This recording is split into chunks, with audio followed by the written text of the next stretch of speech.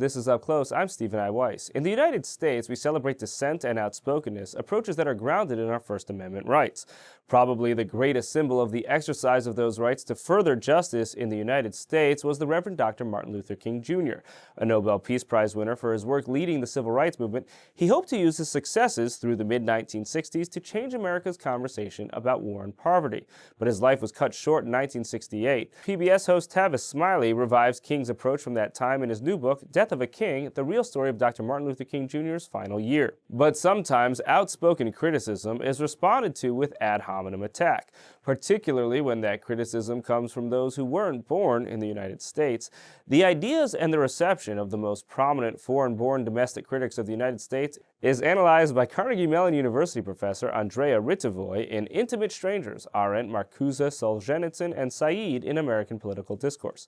But first, here's my interview with Tavis Smiley on the last year of the life of the late Dr. King. There's almost a sense of a prophetic trajectory to the end of his life. You know, he was assassinated the day after saying this speech, quoting some of the famous episodes from the Bible of Moses, I have been to the mountaintop, right? But no further.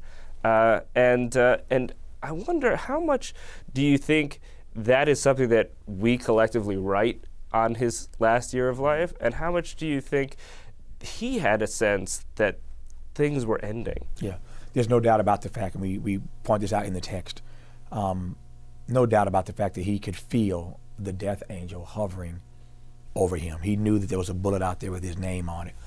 He was saying that to his inner circle. He was saying that to his wife, Coretta. He knew that the end was upon him. And he didn't want to die. It reminds me, for those of us who happen to be Christian, it reminds me of Jesus in the garden when he's praying as he's about to go to the cross. Father, if it be possible, let this cup pass from me. I don't want to die. I will do what I have to do, but I don't want to drink from this bitter cup. And Martin was the same way. He didn't want to die, but he understood that it's not about how long you live, but how well you live. And that's why he was able to give that mountaintop speech that you referenced a moment ago, because he'd made peace with the fact that at some point he was going to have to leave this earth, and he wasn't here for too much longer. And when you talk about the idea of deifying King, relatively late in this year, he gives a speech that I think that speaks to this theme where we talk about what it would have been like to be in those times and what it would have been like to march alongside. But he gave a speech where he said, don't romanticize the past. That's right. Don't romanticize slavery. Don't romanticize, he didn't say this because it just ended, but don't romanticize segregation. Don't romanticize what it's been like to struggle and endeavor towards change. These were hard things. And instead look to the future. King was never an optimist, but he was a prisoner of hope. Again, in my Christian faith, there's a Bible verse that I love in Hebrews. It says, faith is the substance of things hoped for, the evidence of things not seen.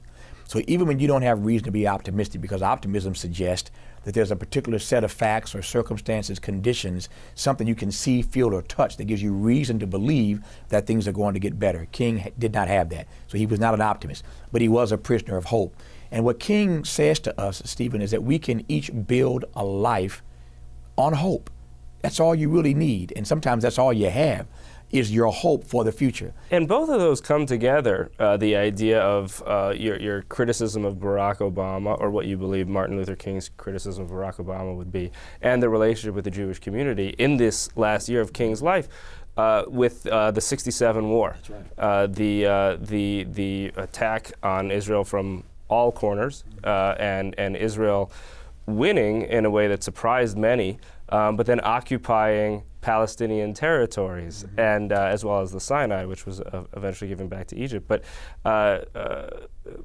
Dr. King was somewhat prophetically critical there too about saying that Israel was in danger of becoming, and the quote is, smug and unyielding with this occupation. He made abundantly clear that he was a friend of Israel and a friend of the Jewish people, and supported their right to exist and their right to not be under attack. He was abundantly clear about that.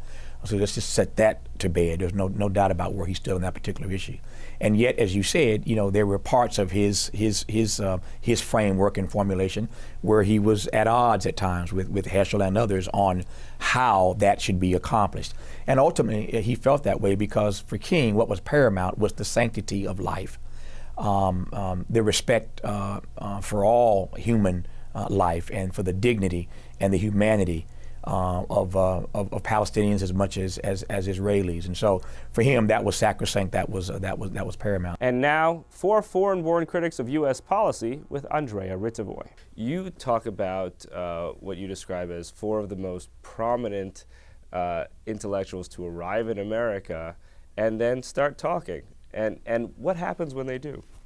Well, so these are indeed 4 very famous scholars and writers, and in America they were fairly quickly recognized for their intellectual contributions. But unlike many other intellectuals who came to the United States, these 4 were also very interested in politics and society, and they were especially interested in American politics. They all wrote at times quite critically, most of the time in fact quite critically, about American politics. And oftentimes in response to their criticism, they were vilified, they were shut down, and oftentimes they were told that they didn't have the right to say anything critical about America because they were not born here and they probably didn't understand this country well enough. We've got these 2 German Jews, Yes. Hannah Arendt and Herbert Marcuse, who came, I mean, they had very different ideas and began to suggest that American values needed to be shifted a bit. Yes. And then when they were criticized, I think a large part of what you're focusing on is not that they were just criticized for being wrong by people who thought they were wrong, but they were criticized as foreigners, and that somehow this was another rhetorical trick that could be used to criticize them. They were both respected whenever they formulated very abstract ideas. So for example, Hannah Arendt was a philosophy professor. She taught in New York, she taught at Princeton, she taught at University of Chicago, and of course she's well remembered for her studies on totalitarianism. What she argued was that racism requires social transformation, not just a political intervention. She was adamant about the fact that first you need to change the perspective of regular people, that you need to operate at the level of the community before you have any kind of top-down political intervention. And then you talk about Solzhenitsyn, who was expelled from the Soviet Union in '74 for being a dissident, for being a critic of the Soviet regime. And he comes to America eventually, and in '76 comes to Harvard, gives a commencement address, and says, here are the problems with the Soviet Union, and also here are the problems with America and where things are going. Yes. What was shocking about Solzhenitsyn at Harvard was that he didn't spend much time at all talking about the Soviet Union. He kind of took it for granted that everyone knows what the totalitarian communist regime does. Most of the commencement address at Harvard is a bitter critique of America. Solzhenitsyn speaks as a prophet, disappointed in the American nation that has lost its moral values. And we express usually optimism in a commencement address, especially at a place like Harvard. And Solzhenitsyn scolded all Americans and essentially told them how disappointed he was in them. It's only toward the end that he expresses some hope that perhaps Americans will be able to return to their values and to their morality. And what he really wanted was an anti-détente policy. So those were the détente years when there was a relaxation in the anti-Soviet, anti-communist politics in the United States. That's all for this week's abbreviated web episode of Up Close. A reminder, you can see the full episode of Up Close on the Jewish Channel on cable, or listen to the full audio of the show as a podcast, available on iTunes or on your favorite podcast player. The Jewish Channel is available on cable, Time Warner Cable Channel 1640, IOPTM Channel 505, RCN Channel 268, Cox Cable Channel 1, Bright House Channel 330, Verizon Fios Channel 900, and on Comcast on the on-demand menu on premium channels. For more information, visit tjctv.com.